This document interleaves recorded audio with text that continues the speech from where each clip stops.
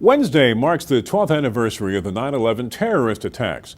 A lot has happened since that tragic day back in 2001, including the capture and killing of Osama bin Laden and the scaled-back wars in Iraq and Afghanistan. But as SNN's Lena Vargas reports, one man in Lakewood Ranch says the attacks should not be left in the past. He was there in the immediate aftermath of 9/11 in New York City. A new city, a new setting, and a new uniform, but Dan Berrien hasn't forgotten September 11, 2001. I was a detective working at my desk, and I heard one of the women screaming. She kept screaming, "What a terrible accident, what a terrible accident." A short while later, I went back into my office and I heard her screaming again. And at this point, we all knew that it wasn't an accident. So we just suited up, put on our uniforms, and headed out to what is now called Ground Zero.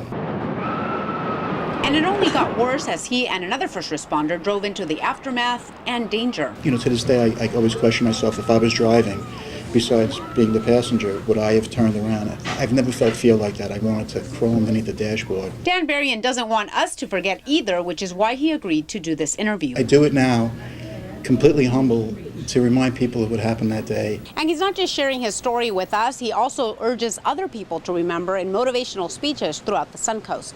It was just so massive. The smells, it's something that never goes away, and it's something that nobody's eyes should ever have to see.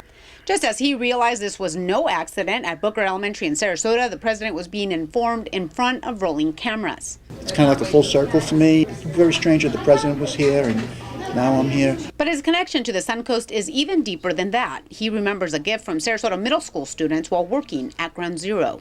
And as we would put the gloves on, the children from here who donated gloves left little notes inside the fingers of the gloves.